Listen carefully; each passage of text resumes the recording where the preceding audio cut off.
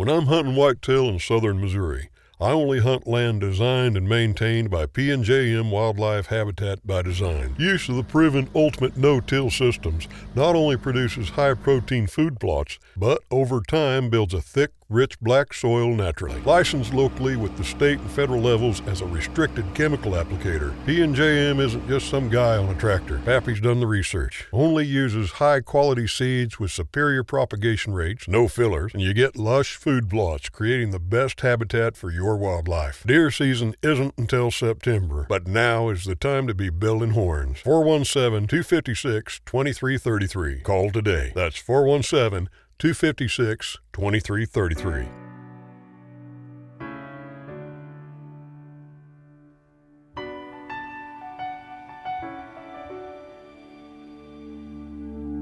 I am not a stranger to the dark. Hide away, they say, 'cause we don't want your broken parts.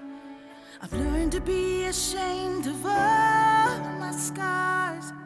Run away, they say, no one will love you as you are. 90 what? Oh my gosh. Whew. I tell you what, that weather out there, it is not for the weak. I was watching the news a couple nights ago or something like that, and they were talking about the weather forecast and the high temperatures and the heat indices and all that stuff. And they made that comment about the elderly, and that's important. It really is. Check on your elders. Jacob's out at Grandma and Grandpa's today, and I know they've got the air conditioner on. I don't think they know how to shut it off. but Doc and I, we went to the Rover property today, and yesterday off of Pine Patch, I'd found a spot back in the woods about 60 or 80 yards back into the woods from the corner, and pushed the leaves and the deadfalls and stuff and scraped the ground, got it down to the dirt, got it all kind of cleaned up and everything with the intention today. This is what we did. We went down there with some orchard grass and some triple 19 fertilizer that I picked that. Well, all that obviously comes from Hirsch, but I called up there yesterday to verify, because what I was putting in, first of all, it's an old forest floor, so there's a lot of good stuff down in there already from years and years of the leaves breaking down. And this is why burning has its pros and its cons, and obviously its pros outweigh the cons, but the more that you clean up the forest floor, the less compost you get. As a matter of fact, when we pushed off the woods down here behind the house a few years back, we literally just sowed grass seeds and feed plot seeds right there into it, didn't have to fertilize at all. And I believe that that's the year of my triple bypass, when I harvested 3 deer before Thanksgiving right here in my backyard. And which is really kind of what got me into the whole no-till thing. When you get right down to it, I did some no-till plots several years ago, and I just never really put a lot of thought into it. But that decomp in a forest floor, same story. Okay, so anyhow, we got in there today and sowed some orchard grass, because it'll do well, in the partly shaded areas, but also with the intention of opening the canopy.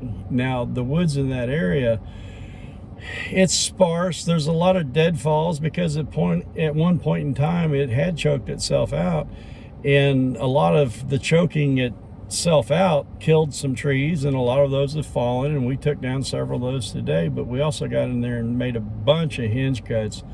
A lot of these bigger trees, some of it's loggable timber, but we're not in this for the profit on timber. We did leave it to where there's still marketable timber in there, but we took everything that was 6-8 inches or smaller, everything dead, and put it on the ground over the top of that seed and that fertilizer. And doing the hinge cuts on what you can brings all of that canopy down to the forest floor, and it's easy pickings now for the deer.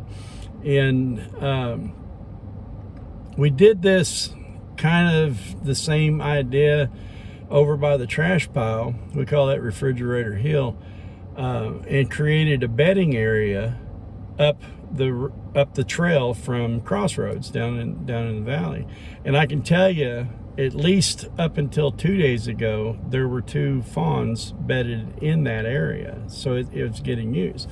Well, what we're creating over on Pine Patch is a bedding area, probably 80 yards to the opening side of it, and then the back side of it maybe another 40 yards. We thinned it down. We're creating a spot where when the weather's cold, the sun can shine down through there, and these deer can lay in these pockets that are created by these hides, the hinge cuts, and they can be warm, because this is kind of up on just a little bit of a rise. It's not all the way at the very top, but they'll have that sun radiating down on them. And then they'll also have all this browse that's right there next to them, and they can just lay there and nibble. And you've seen the hides that we put in over off of Cat Patch, which is probably a half a mile away, further than that by trail. But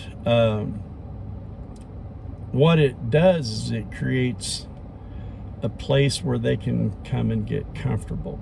Okay, I mean, that's really the best thing to do. They can take their naps, they can wake up and reach over and eat a leaf when it's time for that meal, or they can nibble on the little ends of the branches too, for the roughage.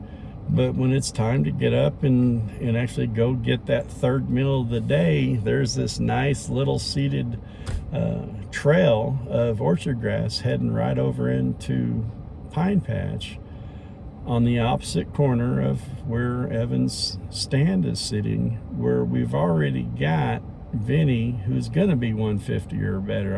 I got my fingers crossed on them. Do both. Should I get the toes involved too?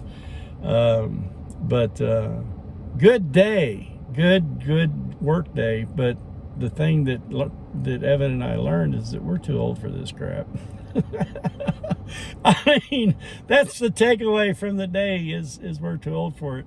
And I was texting with a friend yesterday, and sent a picture of me. I'm drenched in sweat, and said something about it being miserable or horrible or something. And they said, "You're weak." And I had to laugh. I really did, because in my health, there's absolutely no reason for me to be out there in that heat at all. But man, we had a good time. We had a really good time. Used the tractor to push down some trees and put pressure on the trees while we're cutting. And also when cutting on these dead ones, boy, you got to watch those tops.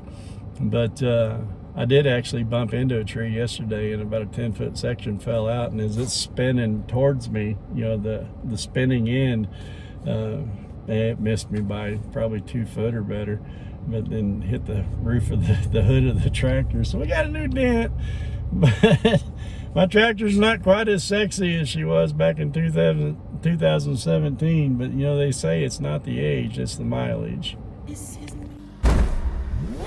out, 'cause here I come.